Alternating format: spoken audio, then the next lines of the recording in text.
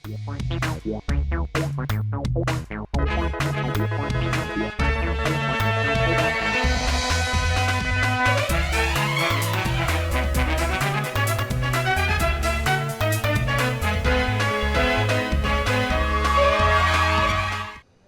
आप देख रहे हैं राष्ट्रीय समाचार और मैं हूं आपके साथ प्रिया पांडे। पहले एक नजर हेडलाइंस पर।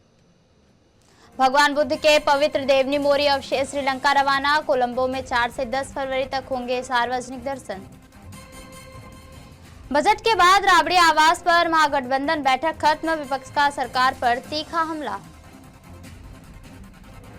सूरजपुर गांव के सोलर प्लांट में भीषण आग, कई पैनल जलकर राख, जांच जारी।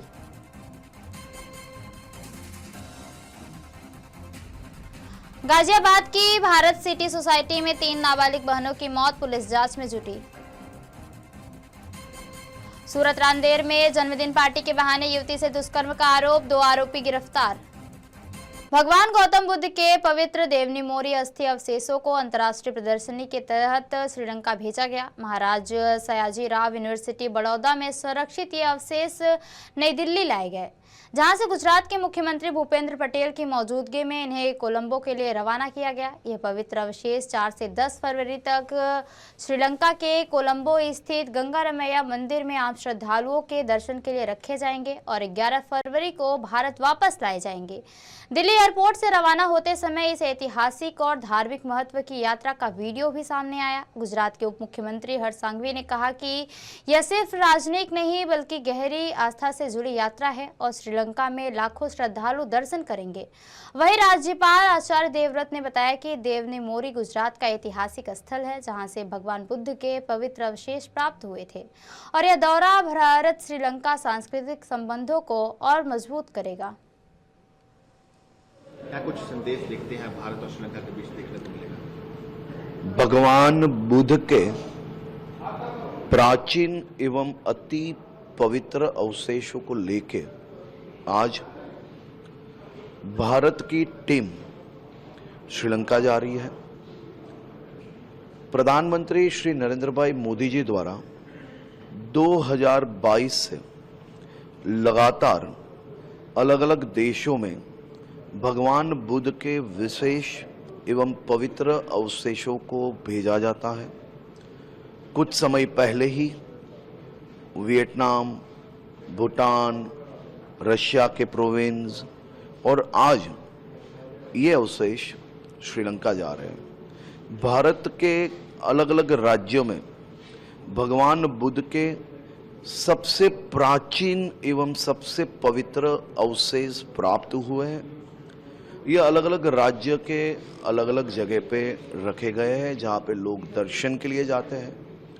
मैं प्रधानमंत्री जी का आभार मानता हूँ कि ये सभी अवशेषों को केवल देश तक सीमित नहीं, लेकिन दुनिया के भगवान बुद्ध के भक्तों को दर्शन के लिए ये अलग अलग जगह पे भेजे जा रहे हैं। ये अपने आप में एक बहुत ही महत्वपूर्ण मूवमेंट है। मैं मानता हूँ ये केवल डिप्लोमेटिक टूर नहीं है, अपने आप में बहुत ही बड़ी रिलीजियस एवं आस्था से जुड़ी हुई टूर है। श्रीलंका में आने वाले 7 दिन में 50 लाख से ज़्यादा लोग इसके दर्शन के लिए आएंगे। खुद राष्ट्रपति जी एवं प्रधानमंत्री जी भी इसके दर्शन के लिए आ रहे हैं। भगवान बुद्ध को श्रीलंका खास तौर पे ये माना जाता है कि बुद्धिज्म देश है और करोड़ों लोग भगवान बुद्ध को फॉलो करते हैं वहाँ पे। भगवान बुद्ध के विचारों के साथ आज हम भारत से ये अवशेषों को लेके श्रीलंका जा रहे हैं। इसकी डिटेल्ड माहिती श्रीलंका की टूर के बाद दी जाएगी। मालपुर क्षेत्र के पास स्थित सूरजपुर गांव में उस समय हड़कंप मच गया जब एक सोलर प्लांट में भीषण आग लगने की घटना सामने आई। जानकारी के अनुसार अज्ञात कारणों से सोलर पैनलों में अचानक आग भड़क उठी और देखते ही देखते लपटों ने प्लांट के बड़े हिस्से को अपनी चपेट में ले लिया। आग इतनी तेज थी कि कई सोलर पैनल पूरी तरह जलकर राख हो गए और आसपास धुआं फैल गया। घटना की सूचना मिलते ही मोडासा नगर पालिका फायर डिपार्टमेंट की 2 दमकल गाड़ियां तत्काल मौके पर पहुंची। दमकल कर्मियों ने मोर्चा संभालते हुए आग बुझाने का अभियान शुरू किया और काफी मशक्कत के बाद आग को फैलने से रोकने की कोशिश जारी रखी। प्रारंभिक जानकारी के मुताबिक इस घटना में बड़े आर्थिक नुकसान की आशंका जताई जा रही है। हालांकि किसी के हताहत होने की खबर नहीं है। गाजियाबाद के टीला मोड़ थाना क्षेत्र स्थित भारत सिटी सोसाइटी से एक बेहद दुखद घटना सामने आई, जहां B1 टावर के एक फ्लैट में रहने वाले 3 नाबालिग सगी बहनों की मौत का मामला सामने आया। पुलिस के अनुसार देर रात घटना की सूचना मिलने पर टीम मौके पर पहुंची और जांच शुरू की गई। प्रारंभिक जांच में इसे आत्महत्या का मामला बताया जा रहा है। मौके से एक नोट भी मिला जिसकी आधिकारिक जांच की जा रही है। गाजियाबाद के डीसीपी नमिश पाटिल ने बताया कि नोट में किसी मोबाइल ऐप का उल्लेख नहीं है, लेकिन यह जरूर लिखा है कि बच्चियां कोरियन कल्चर से प्रभावित थी। पारिवारिक पृष्ठभूमि और अन्य परिस्थितियों की जांच में शामिल किया गया है। पुलिस सभी पहलुओं पर जांच कर रही है और आगे की कार्रवाई भी जारी है।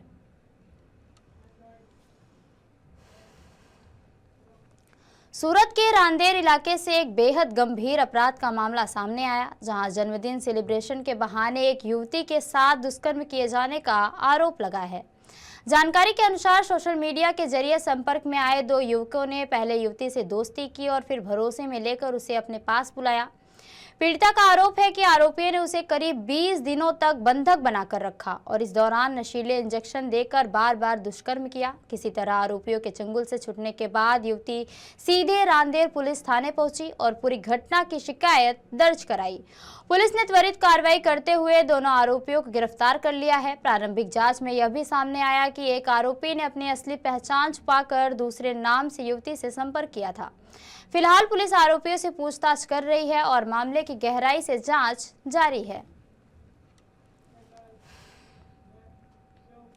बिहार की पूर्व मुख्यमंत्री राबड़ी देवी के सरकारी आवास पर चल रही महागठबंधन की बैठक समाप्त हो गई है। बजट सत्र के दूसरे दिन और आज बजट पेश किए जाने के बाद यह बैठक बेहद अहम मानी जा रही थी।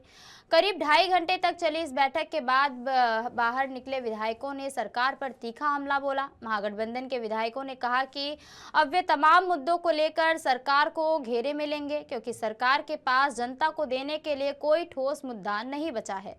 उन्होंने आरोप लगाया कि आज पेश किया गया बजट बिहार की जनता के हित में नहीं है, बल्कि यह जनता को लूटने वाला बजट है।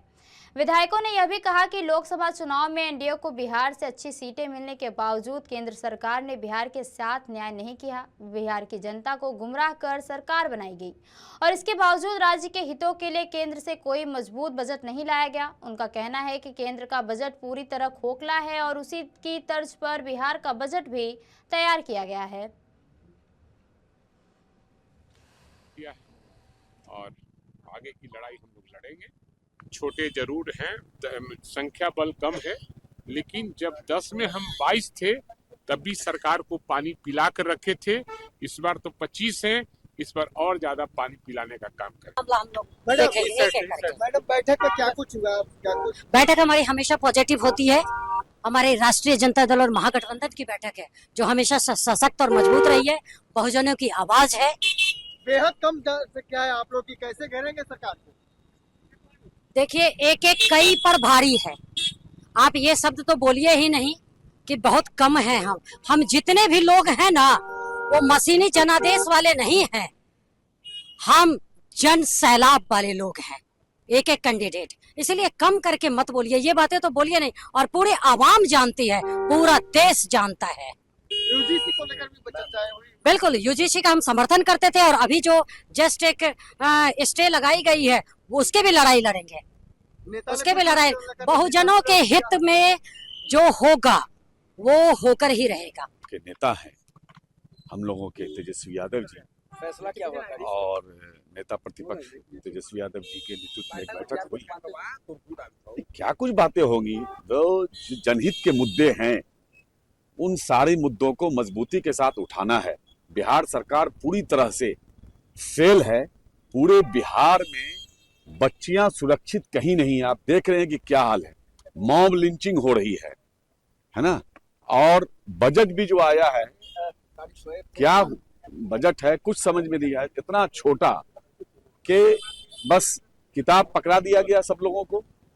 तो आप देख रहे हैं कि बिहार सरकार सभी मुद्दे पे पूरी तरह से फेलियर है। लॉ एंड ऑर्डर तो एकदम खत्म है, कोई भी इंसान सुरक्षित नहीं है, अभी गुंडा राज पूरी तरह से है। तो इन सारे मुद्दों को, जो जनहित के मुद्दे हैं, लोगों ने बड़ी तादाद में हमको वोट दिया है। और आप जान रहे हैं, हमारे नेता प्रतिपक्ष ने पहले ही कहा कि ये तंत्र की जीत हुई है। करेंगे, इस सरकार के पास कुछ कहने को नहीं है, सिर्फ दिखावा है, सिर्फ ढोंग। बैठक में हम लोग मूलतः ये चर्चा किए हैं कि जब बिहार विधानसभा का सत्र चल रहा है, इस सत्र में जनता के सवालों पर एकजुट होकर के महागठबंधन मुखर रहेगा। और सब आप लोग देख रहे हैं कि आज का बजट किस तरीके से रखा गया। बजट रखा गया न तो बिहार की जनता को, न तो किसी माननीय सदस्य को ये पता चला कि बजट के अंदर है क्या। एक आंकड़ा देकर के मंत्री जी बैठ गए।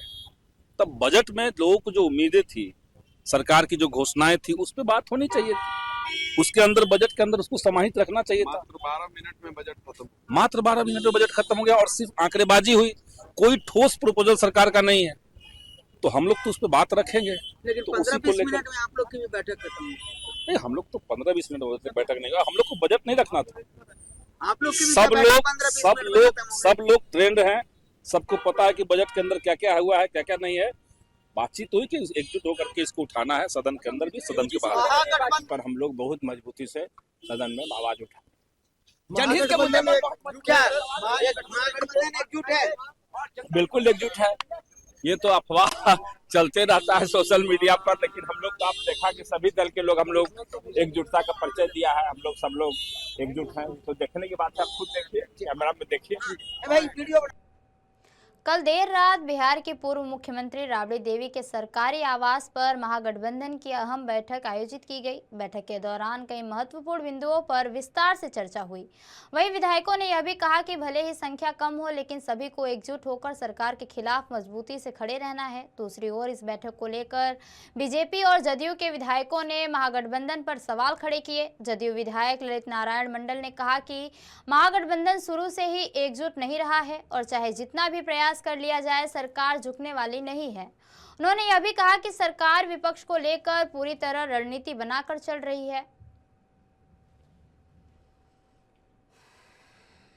कल महागठबंधन की बैठक हुई, जिसमें तेजस्वी यादव के द्वारा ये कहा गया कि हम लोग 2010 में भी 22 सीट पर थे, तब भी हम लोग सरकार को पूछते थे और इस बार भी सरकार को हर एक मुद्दे को लेकर हम लोग पूछेंगे।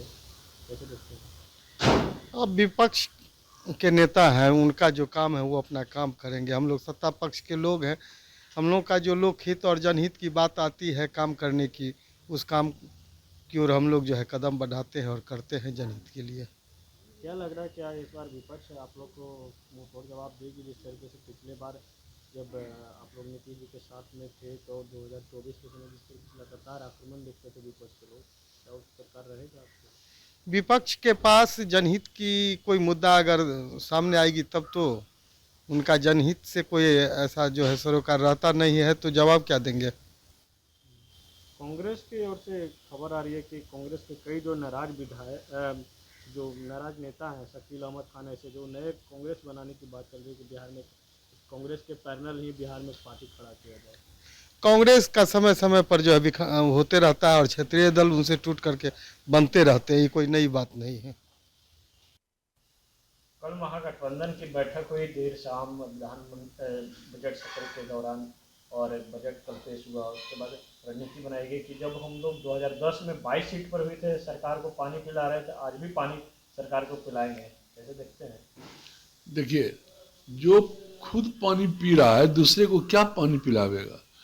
दिल्ली के कोर्ट में आप जानते हैं केस चल रहा है, जॉब के बदले जमीन और पूरा परिवार फंसा हुआ है, तो पहले उसमें बचने की कोशिश करें ना। ये क्या, ये तो हुआ अनुशासनहीनता। अगर जाकर विधानसभा में एक भी आदमी अनुशासनहीनता बरते तो विधानसभा डिस्टर्ब हो सकता है। बात के आधार पर, तथ्य के आधार पर, बहस के आधार पर माने सरकार को घेरना चाहिए। विपक्ष को तो काम ही यही है। लेकिन विपक्ष सोचे ना कहाँ से कहाँ चला गया, क्यों चला गया, तो उनको सोचने की बात है।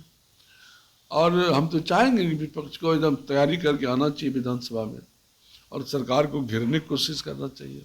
कांग्रेस के अभी तक विधायक दल के नेता नहीं चुना गया, कई कांग्रेसी नेता हैं वो नाराज चल रहे हैं, वो अलग एक पार्टी बनाने की फिराक में है, जैसे शकील अहमद खान भी शामिल हैं।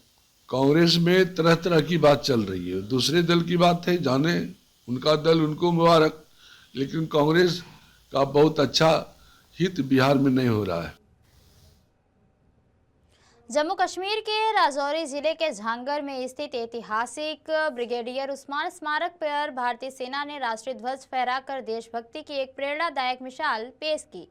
विशाल तिरंगा अब इस क्षेत्र की शान बन गया है और यह साहस, बलिदान तथा राष्ट्रीय गौरव का सशक्त प्रतीक बनकर लहरा रहा है।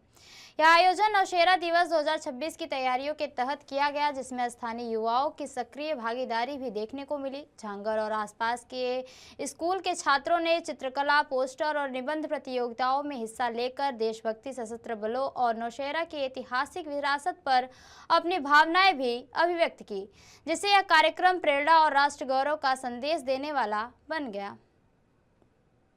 कश्मीर के राजौरी में झांगर स्थित ऐतिहासिक ब्रिगेडियर उस्मान स्मारक पर भारतीय सेना ने राष्ट्रीय ध्वज फहराया।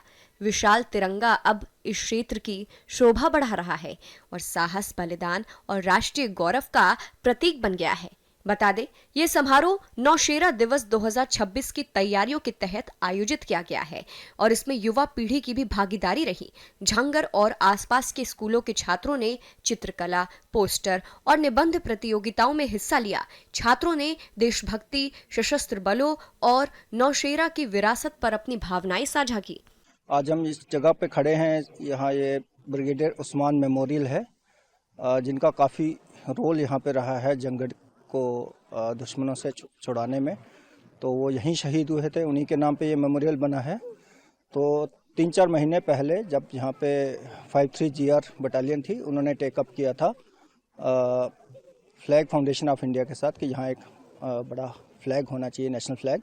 तो उसी उपलक्ष्य में आज यहाँ पे ब्रिगेडियर साहब ने, ब्रिगेडियर 80 ब्रिगेड के कमांडर जो हैं, उन्होंने यहाँ पे आज इसको फ्लैग को इनागुरेट किया है और एक अच्छी अट्रैक्शन यहाँ पे ये बनेगी, टूरिस्ट को भी अट्रैक्ट करेंगे और हमारा जो देशभक्ति की भावना जो है वो जवान बच्चों में, लोगों में, वो उसको भी जगाने का काम करेगा।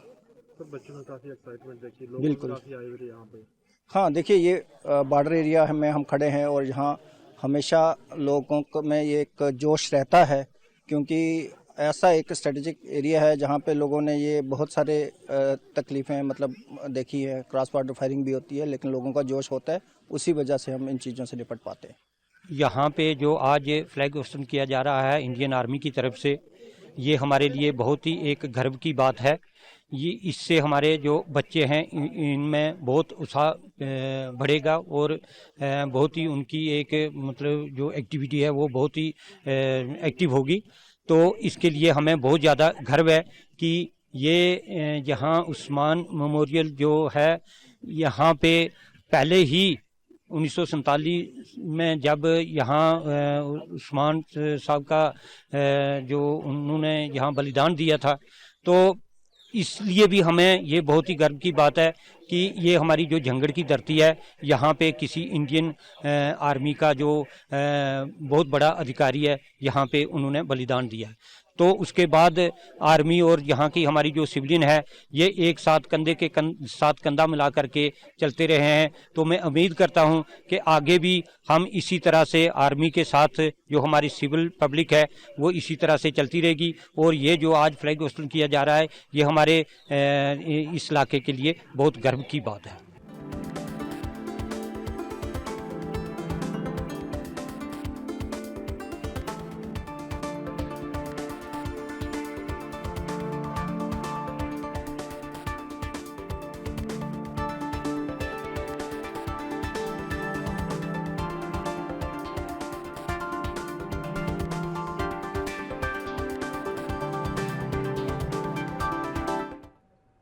खबरों का सिलसिला यूं ही चलता रहेगा। देखते रहिए राष्ट्रीय समाचार। नमस्कार।